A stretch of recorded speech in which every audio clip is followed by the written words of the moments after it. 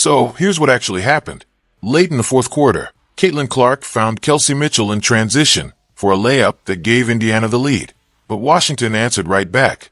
Shoni Schimmel stepped to the line and knocked down 2 free throws with just 4.3 seconds remaining, putting the Mystics ahead 76-75.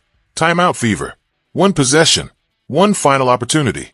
Sophie Cunningham inbound the ball as Cody McMahon gambled for the steal and came up empty. The mistake left Clark wide open beyond the arc. She rose up, let fly, and drilled it. Game over. Fever win. Clark delivers in the biggest moment. That should have been the entire story. Comment by Kelsey Mitchell. I hate it about the young people today. Like, you lose inside what's important. Like, you celebrated that 3 and they already done scored while you playing. So it's just it's a balance. Don't that sound like a shot at Caitlin Clark? I mean, who's young, who shoots threes, and who always celebrates when she does it? It sounds like Caitlin Clark to me, don't it? If it walks like a duck, quack like a duck, I think that's the duck she's talking about. And this is where the controversy began. When that shot fell, some people reacted exactly the way you would expect. Lexi Hull later described the moment by saying she could barely breathe, but had complete confidence the ball was going in, calling it one of the biggest moments the team has experienced this season. That sounds like a teammate who understood exactly what that shot meant. It sounds like someone fully invested in the emotion, pressure, and significance. Mitchell comes off the screens, but so does Clark. Up and in!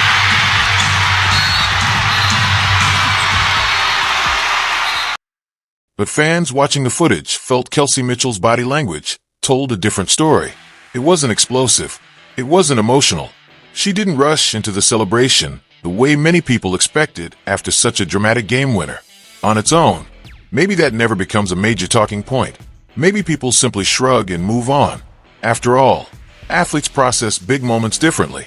Some wear every emotion on their sleeve, while others stay composed and take time to absorb what just happened. That's completely... Mitchell, sour grapes. Is this sour grapes? Is this a fake face? Are we putting on for the gram, as the kids would say? How much confidence did you have in her hitting that one? Pretty high. Honestly, I saw it kind of go up. I'm like, yeah, that's money. And I think that that was the way it was written up. And I think, really honestly, you just try to let your personnel do the work. I'm going to trust her every time, and I think it was a good shot. But fans are not viewing this moment in isolation. They're seeing it through the lens of everything that has surrounded Caitlin Clark since she entered the league. Every unusual comment, every awkward soundbite, and every instance where praise appeared delayed, redirected, or toned down. So when they watch a game-winning shot followed by what they perceive as muted energy from a teammate, they do not see just a single reaction. They see what they believe could be another piece of a much larger puzzle. And that is why this discussion continues to gain momentum. Because if Clark had hit that shot and the entire team had instantly swarmed her in celebration, this likely would not even be a topic. But when one of the team's most recognizable players appears less enthusiastic in the replay, the internet does what it always does. It pauses the footage, zooms in. Looks like Stephanie White has officially lost the Indiana Fever locker room. You got Sophie Cunningham and the players celebrating, going rogue. As we all know now, Caitlin Clark was not supposed to get that basketball to shoot the game winner. And you got many people saying Kelsey Mitchell was not happy that Caitlin Clark hit that game winner, as she may have wanted all the attention for her. And that is why so many fans keep asking questions. For them, this is not just about Kelsey Mitchell. It is about a growing perception that there may be some level of discomfort with just how massive Caitlin Clark's moments have become. That is the part many people cannot ignore. It is not that they believe there was some secret meeting behind closed doors, or that they can definitively prove an agenda exists. It is that, in their eyes, too many situations seem to follow a similar pattern. Clark delivers a huge moment, yet the reaction feels restrained. Clark helps elevate the game, but the focus quickly shifts to the system around her. Clark hits a game winner at the buzzer, and instead of the spotlight remaining on the shot itself, the conversation turns into a debate about who the play was originally designed for. Right or wrong, that repeated pattern... People think that Sophie Cunningham went rogue. I don't think she went rogue. I think she just took what the defense gave him. I think the most glaring issue is not the play itself, the intent. So Lexi Hull actually came out and said that they were supposed to draw a foul with Aaliyah Boston and Kelsey Mitchell. But honestly, why would you want to go with that strategy? Like, that's the part that's glaring to me, because the referee's been goofy all game. They were getting a lot of no calls. I've seen a lot of plays where the referees actually swallow the whistle. Is AB one of the options on the play? You can see it there. And that is exactly why so many fans feel frustrated. Their argument is simple. If this had been any other superstar in any other major league, a shot like that would have overshadowed everything else. It would have been the defining moment of the night. It would have led every highlight package, dominated every post-game discussion, appeared across every team's social media account, and shaped nearly every interview that followed. The focus would have stayed on the player who delivered when the game was on the line. Yet in this situation, many fans believe the attention quickly shifted elsewhere, redirecting the emotional center of the moment almost as soon as it happened.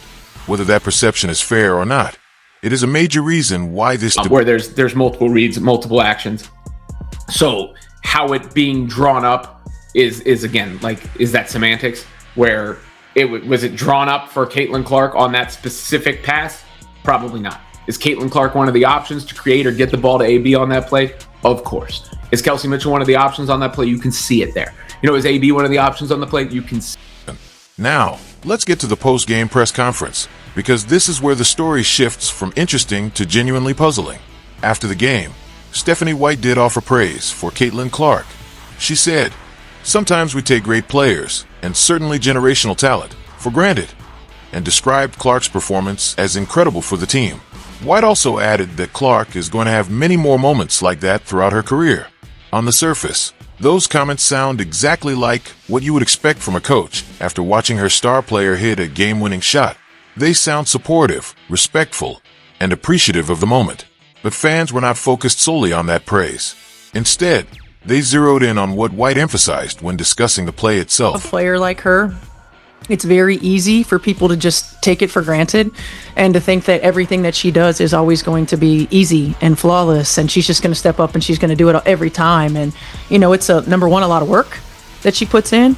Number two, like it's been a rough go over the last 18 to 24 months for her, and so she's finding her way. And every opportunity that she gets to hit a shot like that, or to get a stop. I mean, she got a big defensive stop for us. To get a pass like she did to Kelsey is an opportunity to continue to feel more and more like herself and grow that confidence back. And I say this often, and I think sometimes we take great players and certainly generational talent for granted. So here's what actually happened. Late in the fourth quarter, Caitlin Clark found Kelsey Mitchell in transition for a layup that gave Indiana the lead, but Washington answered right back. Shoni Schimmel stepped to the line and knocked down 2 free throws with just 4.3 seconds remaining, putting the Mystics ahead 76-75. Timeout fever. One possession. One final opportunity. Sophie Cunningham inbound the ball as Cody McMahon gambled for the steal and came up empty. The mistake left Clark wide open beyond the arc. She rose up, let fly, and drilled it. Game over. Fever win. Clark delivers in the biggest moment.